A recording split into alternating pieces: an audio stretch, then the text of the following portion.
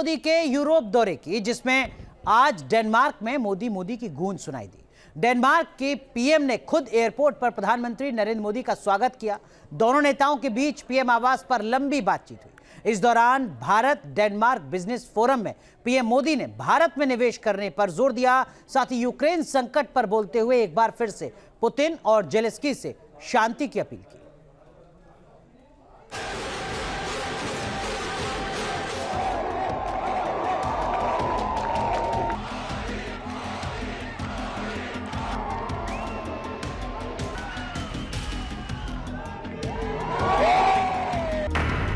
Germany के बाद Denmark में बजा मोदी का डंका।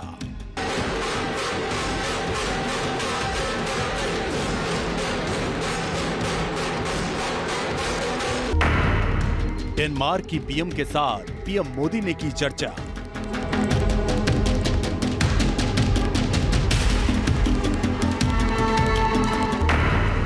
रूस यूक्रेन संकट पर भी भारत डेनमार्क के बीच हुई बात।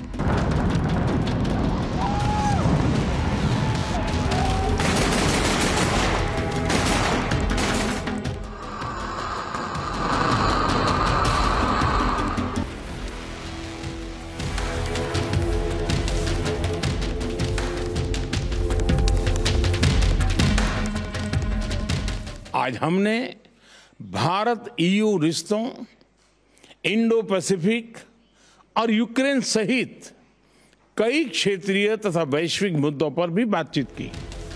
सोमवार को जर्मनी की राजधानी बर्लिन से रूस यूक्रेन जंग को खत्म करने की अपील करने के बाद पीएम मोदी जब मंगलवार को नॉर्डिक देश के नेताओं से बातचीत करने के लिए डेनमार्क की राजधानी कोपेनहेगन पहुंचे, तो यहां डेनमार्क के प्रधानमंत्री मेट्टे फ्रेडरिक्सन के साथ पीएम मोदी ने दोनों देशों के द्विपक्षीय रिश्तों को और मजबूत करने की कोशिश की।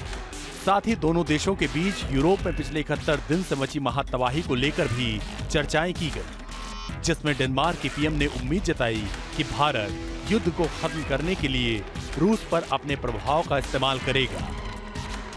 My message is very clear. Putin has got to stop this war and to end the killings. I, of course, hope that India will influence Russia also in this discussion. इसके बाद पीएम मोदी ने Germany की तरह ही Denmark की धरती से भी Putin और जेलेंस्की से युद्ध खत्म करने की अपील की और यूक्रेन संकट के समाधान के लिए बातचीत और कूटनीति के रास्ते पर लौटने की जरूरत बताई। हमने यूक्रेन में तत्काल युद्ध विराम और समस्या के समाधान के लिए बातचीत और कूटनीति का रास्ता अपनाने की अपील की।